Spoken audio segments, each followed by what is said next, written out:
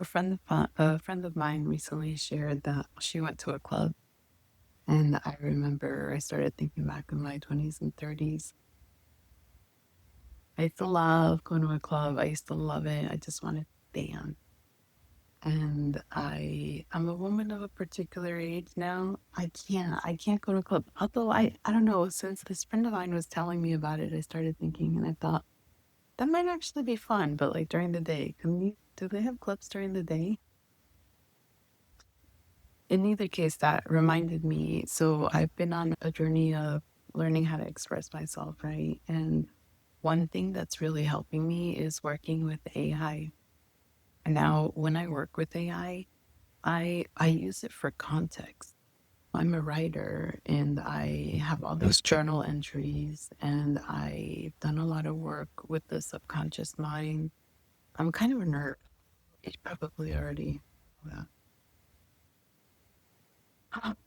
But I love the idea of being able to program yourself to do something, right? And I took my writings and I started playing with an app called Suno.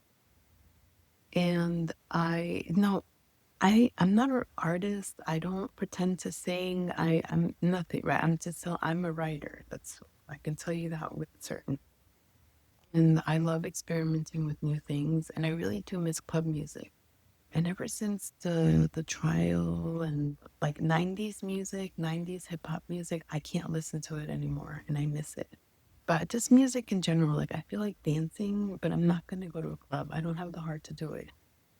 And not just that, it's not about the club, it's about the lyrics. Really, at the end of the day, the lyrics of the songs really bother me, and I just want to hear a good beat.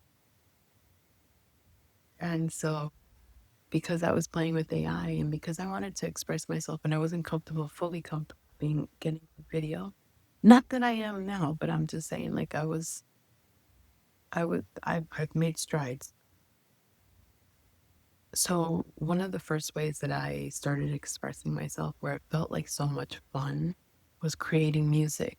So I put my writings, my lyrics, the things that I feel like I want to believe into different genres of music. The one that's been the most fun is like deep house music. I'm not an engineer, I'm playing one on television. I'm not a DJ, although sometimes I do feel like I do. When I listen to this, if I put headphones on and I listen to this music, I do feel like a DJ. I wrote an article on my Substack, If Ibiza Calls. After I started creating some of these songs, I've released I think about four of them, four or five. I have over 20, and I kind of stopped releasing them because I'm a little embarrassed because I am of a particular age, right? And but my friend going to the club really like showed me courage. Plus, when I wrote the Ibiza article, one of my friends called and her mother was actually in Spain. And so I was like, what? But it's fun. So for example, I've always been different. I've always been like a little weird, but I always looked at it like that was a bad thing. And I would write, different is your superpower, expression is, and safety is the strategy. And really, that just means for me, it means that I need to feel safe from within before I express, right? And in order for me to express, like, yeah, like I have to establish that safety. And so I couldn't do a video initially, but I could do music. And so I would take my lyrics and I would put them into the app, and then I would put what kind of music I wanted to hear. And the songs have been awesome. They're here on my YouTube channel. I've also been distributing them. I know it sounds insane. I'm like, what? But if you go to all the major streaming platforms, my DJ name, my artist name, my artiste name is the Quantum Mermaid. And like my family member, well, no, my immediate family knows. So this is like a well kept secret. And it's not that I'm hiding it. I just do feel a little embarrassed about it. Expression doesn't come, it comes natural, but I was ashamed about it. And so, like, I do feel like a little embarrassed about it. But I invite you to take a listen to the playlist that's here on YouTube. And if you're streaming, if you stream music, it's on all the major platforms. Please tell me. So, like, I'd love your feedback on it, but basically, I wrote them because it's what I needed to hear. There's one that's called "It's Safe to Receive," and that's basically because I need to tell my nervous system and my subconscious mind that it's safe to receive. It's safe to receive, right? It's just support, love, money, joy. Receiving is, you know, is the key. I don't know. Allowing yourself to receive is important. So I just thought I'd share that with you. And if you are using AI and you don't know how to prompt it, you can ask the AI for a prompt. I had a friend that asked me that a couple of days ago, and I'm sorry, I'm right back. But yeah, so if you're not sure how to prompt it or what to prompt it, you can actually tell it like this is so I had a friend asking me about I used so this was before I feel like I'm dating myself. Before ChatGPT came out with the images and all that stuff, I wanted to reconnect with my future self. And so I could use AI create these images. I used Canva and there was an app in Canva. Now you can do it on Gemini, you can do it on chat, you can generate images. And you can even tell it. So if you're not sure, right? So what I did was I had it generate professional looking images. I gave it a picture of myself as a reference photo. And then I asked it for me in a red suit or me on stage. And if you're not sure how to prompt, ask it how to, like this is my intention. And usually speaking into it and like allowing yourself to speak, the more context you give it, the more it responds. So now you can create an AI generated image. Like on the AI, you don't need any apps or anything to do it. I hope this helps. I know I feel like now I'm repeating myself. If I didn't answer your questions and you're watching this, please ask it in the comments and I'll clarify. I'm trying to think but it was really connecting with your future self is really fun. And I have a workshop. It's like a workshop. It's a framework. I thought about doing it, but I don't know. I feel like now I'm getting a little bored. But it helps. It helps. It helped me step into the role of someone that can express yourself on video. And so if you need help, please feel free to leave me a question here. I'll get to you as soon as I can. Thank you for the honor of your time. I just thought I would share this with you because I don't really talk about it. And I feel like AI is getting a bad rap. And don't get me wrong, there are articles, news programming, or videos that I see where I saw recently that the AI recreated itself or so. It was horrifying reading. So I'm not 100% pro AI, but I love the idea of it being able to help guide you. Like I like that I don't give it full control, but in certain like and I have to say that I am intuition led. I follow my intuition first. Where I'll check with AI is if it's something that's trending or something that's marketing or if it's something that's completely out of my league and I don't understand. So for example, human design. I don't understand human design. I don't pretend to know it.